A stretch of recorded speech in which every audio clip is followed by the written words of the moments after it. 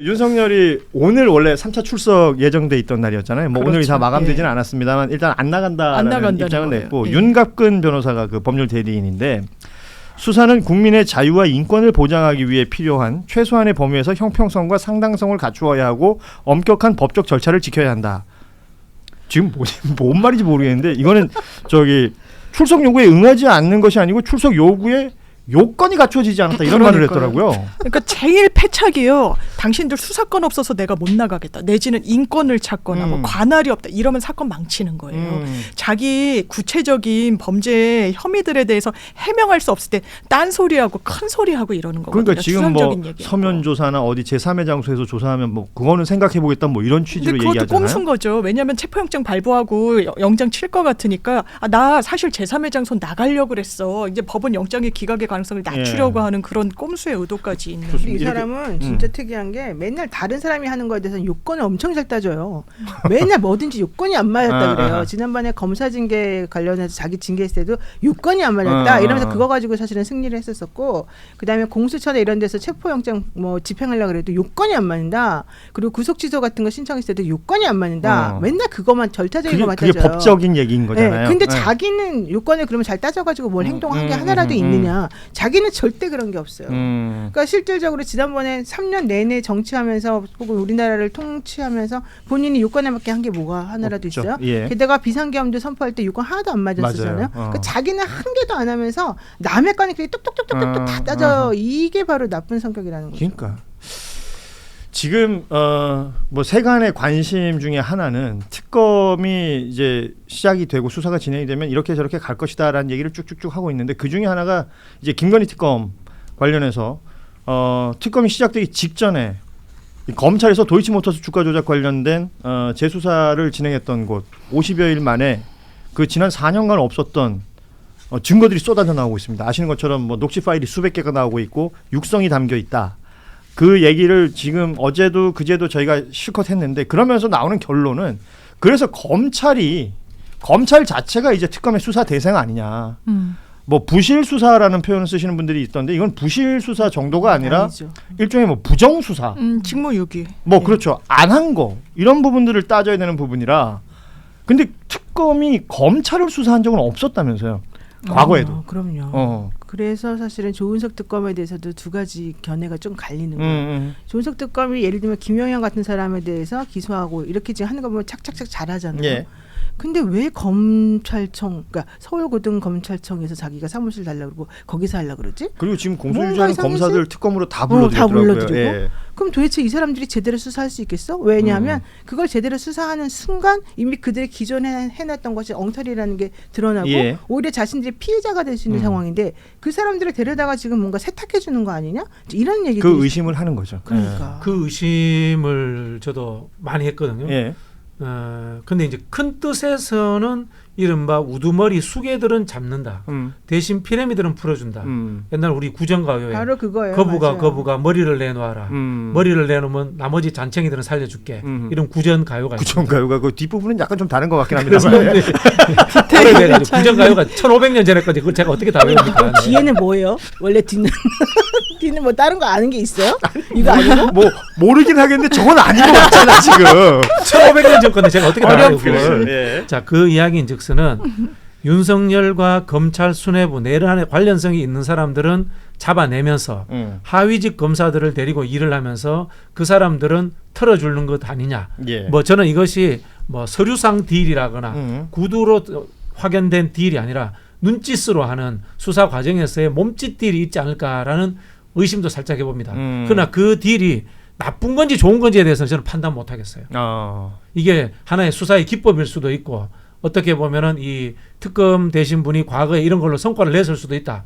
이렇게 되기 때문에 여기에 대해서는 저는 같이 판단을 못 하겠습니다. 그러니까 지금 이 내란의 주요 종사자들 이름 뭐 이렇게 군으로 치면 사령관 정도는 우리가 인지를 하고 있는데 그 사령관이 그런 지시를 하면 밑에서 그걸 수행했던 사람들도 있을 것이고 있죠. 예. 그리고 수행했던 사람들끼리 지금 태도를 좀 달리한 사람들도 있는 것이고 그러니까 이런 사람들까지 지금 다 발본색원 해야 된다라는 목소리가 있고 또 반면에 거기까지 다 하기에는 뭐 시간도 네, 예. 인력도 부족하니 적어도 그 뭐 최종 보스급들은 네. 다 어떻게든 처리해야 되는 거 아니냐라는 이 얘기가 계속 부딪히는 것 같아요. 그러니까 사실 이제 수사를 하는 방식이 여러 가지가 있는데 뭐 탈탈 털어가지고 객관적 증거가 명확하게 나와서 그거 가지고 할 수 있다 그러면 참 좋겠지만 이런 내란 특검이나 특히 검찰 내부에서 어떤 일이 벌어져서 어떤 식으로 증거들을 헷갈리게 했는지 이런 걸 찾아내려면 사실은 그 실무진들의 협조가 절대적으로 필요하다는 거죠. 그렇겠죠. 그러니까 그 실무진들이 만약에 저지른 죄가 아주 끔찍하거나 아주 문제가 있거나 이런 것만 아니라면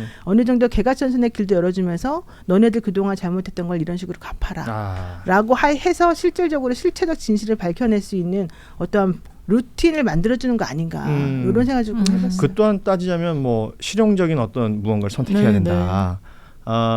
이게 검찰이란 조직은 참 용서하기 힘든 게 이 김건희 도이치모터스 주가 조작 관련한 이 내용도 내용이고 지금 그 소위 말하는 세관 마약 수사 외압 의혹에서도 보면 지금 자료들이 하나둘 오픈되고 있고 또 백혜련 경정이 뭐 저희 방송에 출연해서도 그런 얘기를 했었는데 과거에 검찰에서 이 내용들을 모두 인지를 하고 있었고 심지어 그 2023년에는 말레이시아 조직원 그 운반책을 잡았고 뭐 여러 차례 잡았는데 그중에 단 한 번만 기소하고 나머지는 아예 건드리지도 않았다는 거예요. 그러면은 이것은 왜 그랬던 것이냐. 그 흔적들을 보면 아무런 관련도 없는 사람이 서울청에 있는 소속된 사람이 이거 수사하지 말라는 식으로 관여를 하고 그 사람이 또 그때가 조병도 경무관이고요. 맞습니다. 무관하지 않고 또 영등포 경찰서장도 이거 브리핑하지 마. 왜냐하면 처음에는 서울경찰청장도 잘한다 이거 수사. 왜냐하면 이게 너무너무 큰 규모예요. 그러니까 이 모든 것에 용산이 심각하게 보고 있다. 맞습니다. 그러니까 조병로라는 경무관도 결국은 그 블랙홀 인베스트 이종호랑 연결이 되면서 있었죠. 단톡방이 되니까 또 그렇게 되면 계속 올라가다 보면 결국 용산 다 윤석열 뭐 VIP 뭐 혹은 그 위 이렇게 얘기하더라고 백혜련 경정은 대통령 그 위를 얘기하던데 누가 있는지는 모르겠으나 이런 일들이 이렇게 계속해서 벌어졌는데 아무렇지도 않게 시간이 이만큼 지나버렸단 말이에요. 근데 여기 중간중간에 계속 검찰이 등장하는 거예요. 맞아. 그 영화 나쁜 놈들 전성시대 하정우하고 최민식 범죄와의 나왔던 전쟁. 범죄와의 전쟁 그게 사실인 거죠. 한국에서의 이른바 이제 조폭 범죄의 시작이라는 것이 권력의 하수인으로부터 시작이 되잖아요. 그래서 외국에서는 한국을 경찰 국가라고 이야기하기도 합니다. 이 경찰 국가라는 것이 경찰이 대장이라는 뜻이 아니라 여기는 검찰도 포함되어 있고 수사기관들, 사정기관들이 조폭이라든가 범죄 조직들을 늘 장악하고 있다라는 뜻으로 이야기를 하기도 하거든요. 그렇게 생각을 해보면은 그림이 나오는 거죠. 마약 관련 범죄에 그 윗선인 이 수사기관이 연결되어 있을 수 있고 그다음에 권력이 연결되어 있을 수도 있고 그 속에서 정치 자금이 흘러갔을 수도 있고 이런 재밌는 영화 같은 시나리오들이 다 여기에 포함될 수 있다라는 생각이 들고요. 거기에 또 김건희 이야기 나오는 거 아닙니까? 그러니까요. 너무 재밌잖아요. 근데 그 영화 같은 이야기가 사실일 수 있다는 거지.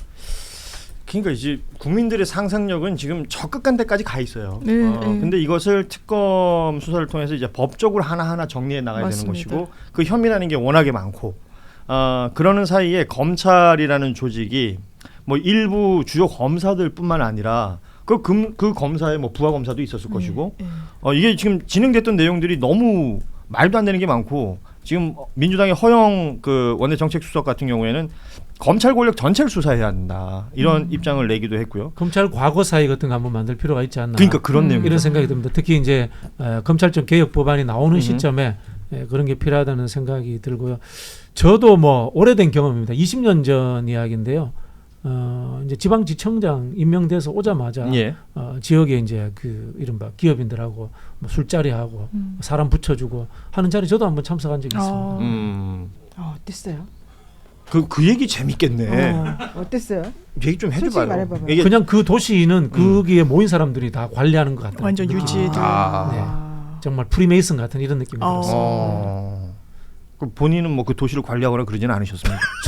출장 간 도시였습니다. 출장 간 도시였고. 근데 이제 뭐 저희는 경험을 안 해봤으니까 모르겠지만 뭐 드라마나 영화 같은 데서 묘사되는 거 보면 정말 자기들 마음대로 할 수 있다라고 생각하는 것 같더라고요. 실제 그렇게 느껴지셨어요? 거기에는 뭐 지역신문의 정치부장 정도 참석도 하고. 참 끔찍한 일입니다. 완전 좌지우지할 수 있다라는 그런 실제 그런 결과물을 본 적도 있어요? 제가 그때는 너무 저기 이른바 피레미고 지금 우리 쫄병이어서 잘 이해를 못했는데 지금 생각하니까 그랬던 것 같아요. 우리 박지원 비평가가 이 얘기를 잘못 꺼냈다 싶은 생각을 지금 하시는 약간 것 같아요. 수습 공소시효 지났기 들어가시나요? 때문에. 네. 아 공소시효 저희가 따져봐야 될 것 같은데.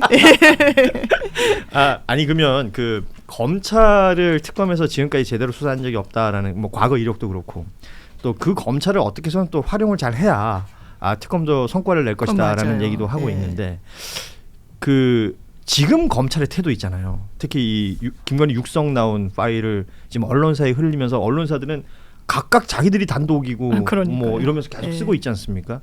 지금 이 타이밍에 고검이 이러는 이유는 뭐라고 봐야 돼요? 그러니까 고검도 이제 사실 존재감이나 그동안에 본인들이 이제 살아남기 위해서 어떤 식으로 행동해야 될지에 대한 고민을 그동안 많이 했었대요. 그 박세현 서울고검장이 이제 특수본부장을 맡으면서 사실은 어차피 윤석열 때문에 우리 조직은 망했다. 그리고 이거 이제라도 제대로 좀 해서 뭔가 수사 잘한다는 거를 국민들에게 보여줘야 된다. 그래야지 우리가 살 길이 생긴다. 이렇게 생각하고 열심히 하려고 했는데 예. 이제 그 사람도 원래 또 검찰 출신이기 때문에 그걸 완벽히 바꿀 수는 없고 그다음에 심우정이라는 사람이 또 중간에서 사실은 그걸 못하게도 했고 또 본인이 뭔가 해보려고 하면은 국민들이 또 안 따라주고 국민들이 안 믿어주고 이제 이러니까 본인 입장에서는 되게 좌절감을 많이 느꼈다는 거예요.